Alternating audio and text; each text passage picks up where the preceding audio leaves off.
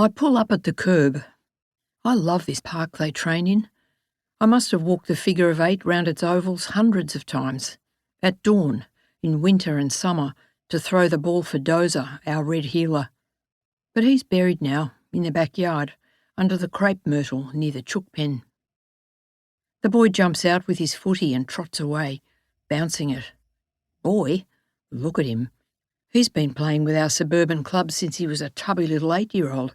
I've never paid more than token attention to his sporting life.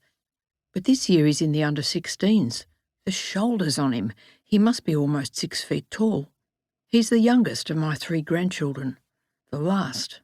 And there will be no more. At breakfast time I say, "Can I start coming to training?" "What? Why?" "I don't know. I've got no work. I'm burnt out. I don't know what to do with myself. I need something to write about." "You better ask the coach." "Who's the coach?" "We've got a new one. It's Archie." "What? The Archie we know? Isn't he only a boy? How old is he?" "About 20, says Amby's mum, who remembers important facts. "Can you be a coach when you're only 5 years older than the players?" Under an umbrella outside the cafe, tall and skinny, white T-shirt and baseball cap. Is that him? I come up behind him and he turns. Pale skin, bright blue eyes with black lashes, face-splitting grin, clever, funny, jumping out of his skin, ready to pick up a thought and go with it. "Footy," he says, "is the most hilariously unnatural sport, running backwards." He's at uni. He gets what I'm after. "Will I have to ask the club?" "Nah, just turn up." "What about the players?"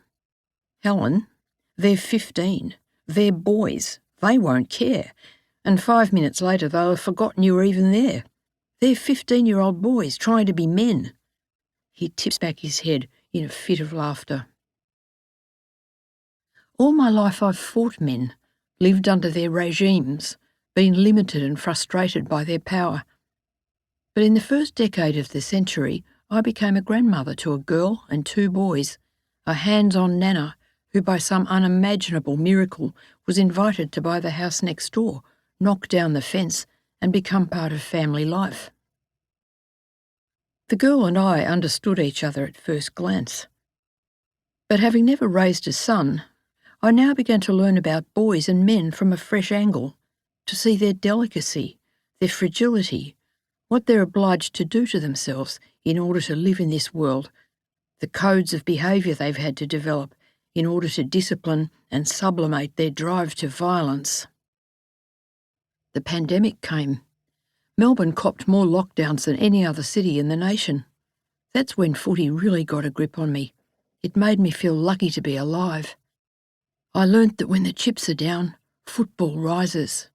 I saw that it's a kind of poetry, an ancient common language between strangers, a set of shared hopes and rules and images, of arcane rites played out at regular intervals before the citizenry. It revives us. It sustains us. In a time of fear and ignorance, it holds us above the abyss.